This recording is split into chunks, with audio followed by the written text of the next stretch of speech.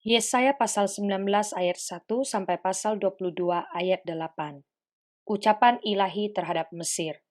Lihat, Tuhan mengendarai awan yang cepat dan datang ke Mesir, maka berhala-berhala Mesir gemetar di hadapannya, dan hati orang Mesir merana hancur dalam diri mereka.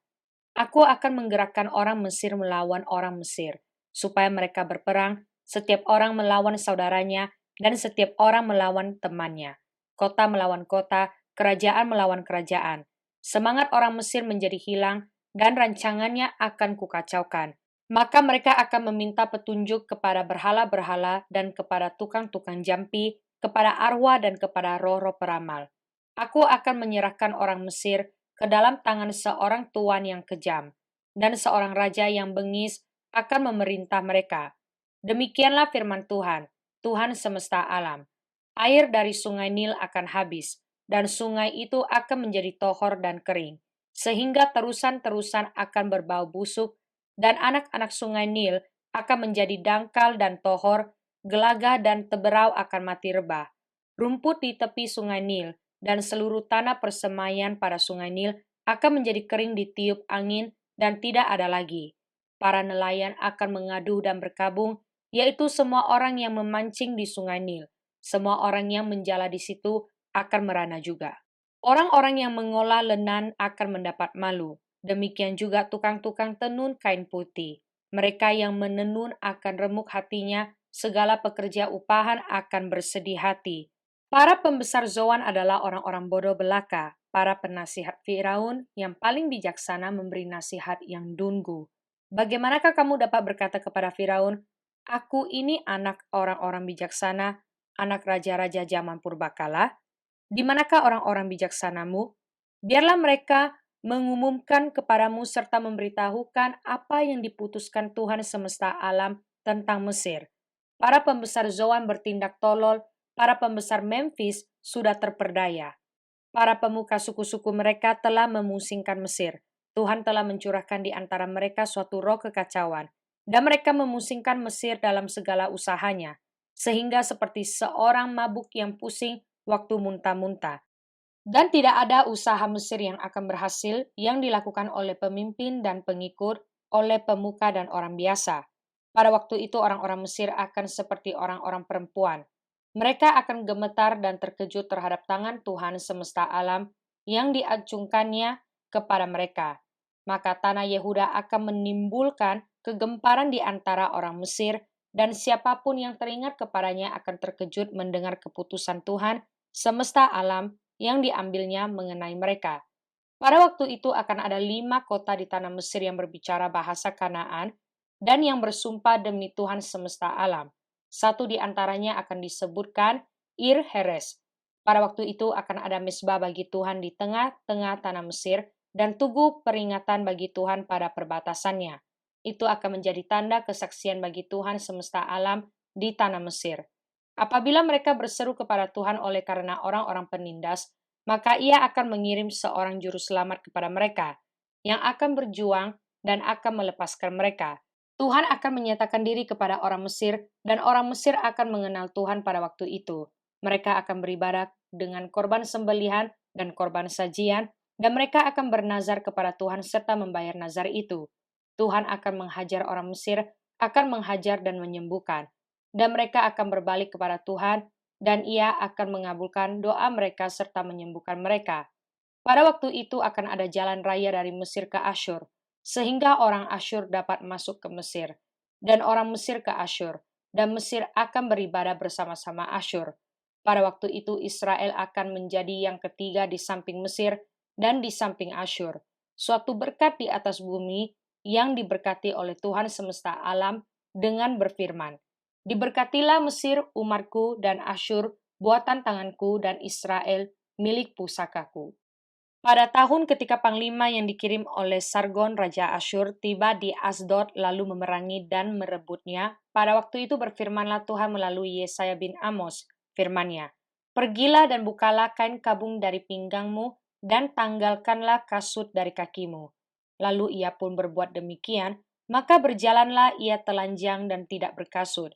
Berfirmanlah Tuhan, Seperti hambaku Yesaya berjalan telanjang dan tidak berkasut 3 tahun lamanya, sebagai tanda dan alamat terhadap Mesir dan terhadap Ethiopia, demikianlah Raja Asyur akan mengiring orang Mesir sebagai tawanan dan orang Ethiopia sebagai buangan, tua dan muda, telanjang dan tidak berkasut dengan pantatnya kelihatan, suatu penghinaan bagi Mesir.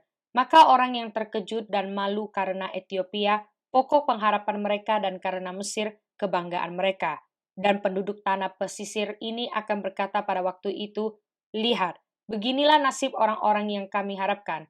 Kepada siapa kami melarikan diri, minta pertolongan supaya diselamatkan dari Raja Asyur. Bagaimana mungkin kami terluput? Ucapan ilahi terhadap padang gurun di tepi laut. Seperti puting beliung mendesing lewat di tanah Negeb, demikianlah datangnya dari padang gurun dari negeri yang dahsyat. Suatu penglihatan yang kejam telah diberitakan kepadaku. Pengarong mengarong, perusak merusak. Majulah hai Elam, kepunglah hai Madai. Aku hentikan semua keluh yang ditimbulkannya.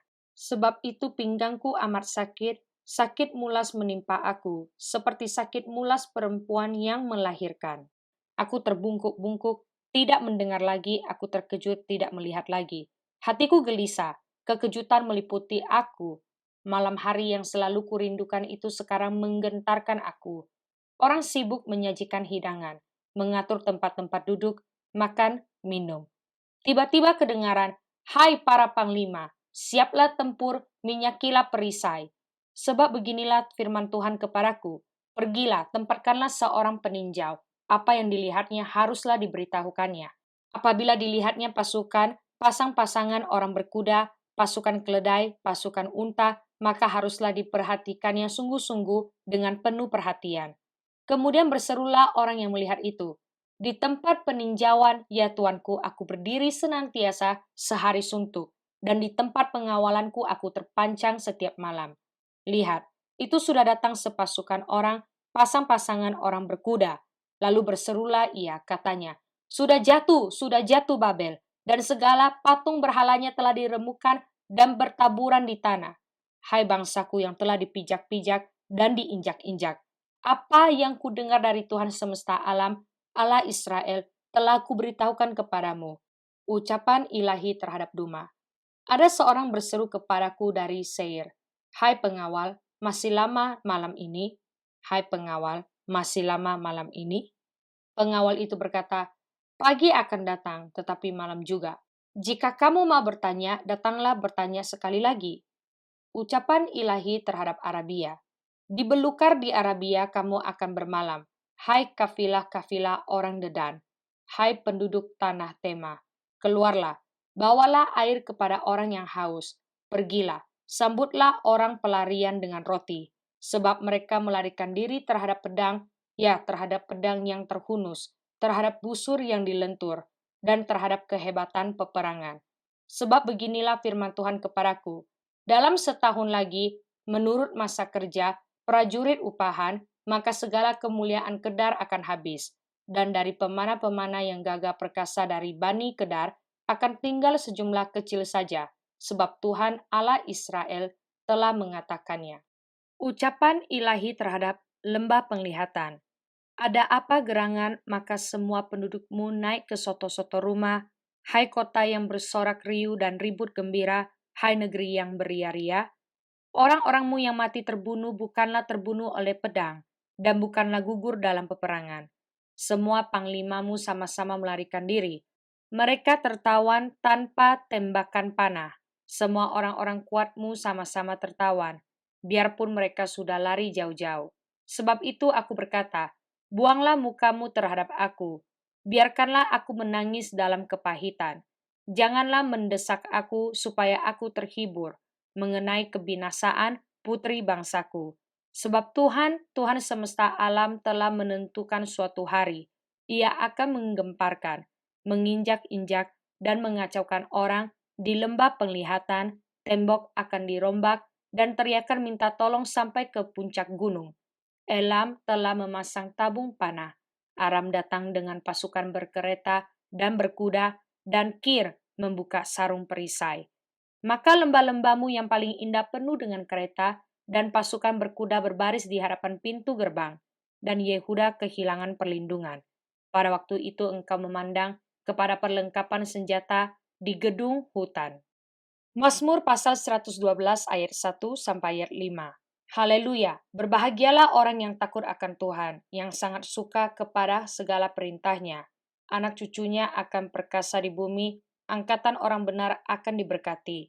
Harta dan kekayaan ada dalam rumahnya, kebajikannya tetap untuk selamanya. Di dalam gelap terbit terang bagi orang benar, pengasih dan penyayang orang yang adil. Mujur orang yang menaruh belas kasihan dan yang memberi pinjaman, yang melakukan urusannya dengan sewajarnya. Amsal pasal 23 ayat 17 sampai ayat 18. Janganlah hatimu iri kepada orang-orang yang berdosa, tetapi takutlah akan Tuhan senantiasa, karena masa depan sungguh ada dan harapanmu tidak akan hilang. Galatia pasal 2 ayat 1 sampai ayat 21. Kemudian setelah lewat 14 tahun, aku pergi pula ke Yerusalem dengan Barnabas dan Titus pun kubawa juga. Aku pergi berdasarkan suatu penyataan, dan kepada mereka kubentangkan Injil yang kuberitakan di antara bangsa-bangsa bukan Yahudi, dalam percakapan tersendiri kepada mereka yang terpandang, supaya jangan dengan percuma aku berusaha atau telah berusaha. Tetapi kendati pun Titus, yang bersama-sama dengan aku, adalah seorang Yunani, namun ia tidak dipaksa untuk menyunatkan dirinya. Memang ada desakan dari saudara-saudara palsu yang menyusup masuk, yaitu mereka yang menyelundup ke dalam untuk menghadang kebebasan kita yang kita miliki di dalam Kristus Yesus, supaya dengan jalan itu mereka dapat memperhambakan kita. Tetapi sesaat pun kami tidak mau mundur dan tunduk kepada mereka, agar kebenaran Injil dapat tinggal tetap pada kamu. Dan mengenai mereka yang dianggap terpandang itu, bagaimana kedudukan mereka dahulu, itu tidak penting bagiku, sebab Allah tidak memandang muka. Bagaimanapun juga, mereka yang terpandang itu tidak memaksakan sesuatu yang lain kepadaku. Tetapi sebaliknya, setelah mereka melihat bahwa kepadaku telah dipercayakan pemberitaan Injil untuk orang-orang tak bersunat, sama seperti kepada Petrus untuk orang-orang bersunat, karena ia telah memberikan kekuatan kepada Petrus untuk menjadi rasul bagi orang-orang bersunat. Ia juga yang telah memberikan kekuatan kepadaku untuk orang-orang yang tidak bersunat. Dan setelah melihat kasih karunia yang dianugerahkan kepadaku, maka Yakobus, Kefas, dan Yohanes yang dipandang sebagai soko guru jemaat berjabat tangan dengan aku dan dengan Barnabas sebagai tanda persekutuan, supaya kami pergi kepada orang-orang yang tidak bersunat dan mereka kepada orang-orang yang bersunat. Hanya kami harus tetap mengingat orang-orang miskin, dan memang itulah yang sungguh-sungguh kuusahakan melakukannya. Tetapi waktu Kefas datang ke Antioquia, aku berterang-terang menentangnya sebab ia salah. Karena sebelum beberapa orang dari kalangan Yakobus datang, ia makan sehidangan dengan saudara-saudara yang tidak bersunat. Tetapi setelah mereka datang, ia mengundurkan diri dan menjauhi mereka karena takut akan saudara-saudara yang bersunat. Dan orang-orang Yahudi yang lain pun turut berlaku munafik dengan dia, sehingga Barnabas sendiri turut terseret oleh kemunafikan mereka. Tetapi waktu kulihat bahwa kelakuan mereka itu tidak sesuai dengan kebenaran Injil, aku berkata kepada Kefas di hadapan mereka semua, jika engkau seorang Yahudi, hidup secara kafir dan bukan secara Yahudi, bagaimanakah engkau dapat memaksa saudara-saudara yang tidak bersunat untuk hidup secara Yahudi? Menurut kelahiran kami adalah orang Yahudi dan bukan orang berdosa dari bangsa-bangsa lain. Kamu tahu bahwa tidak seorang pun yang dibenarkan oleh karena melakukan hukum Taurat, tetapi hanya oleh karena iman dalam Kristus Yesus.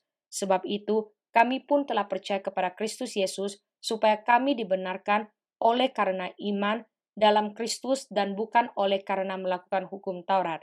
Sebab tidak ada seorang pun yang dibenarkan oleh karena melakukan hukum Taurat. Tetapi jika kami sendiri, sementara kami berusaha untuk dibenarkan dalam Kristus, ternyata adalah orang-orang berdosa, apakah hal itu berarti bahwa Kristus adalah pelayan dosa? Sekali-kali tidak. Karena jikalau aku membangun kembali apa yang telah kurombak, aku menyatakan diriku sebagai pelanggar hukum Taurat, sebab aku telah mati oleh hukum Taurat untuk hukum Taurat, supaya aku hidup untuk Allah. Aku telah disalibkan dengan Kristus, namun aku hidup. Tetapi bukan lagi aku sendiri yang hidup, melainkan Kristus yang hidup di dalam aku. Dan hidupku yang kuhidupi sekarang di dalam daging adalah hidup oleh iman dalam Anak Allah yang telah mengasihi aku dan menyerahkan dirinya untuk aku. Aku tidak menolak kasih karunia Allah, sebab sekiranya ada kebenaran oleh hukum Taurat, maka sia-sialah kematian Kristus.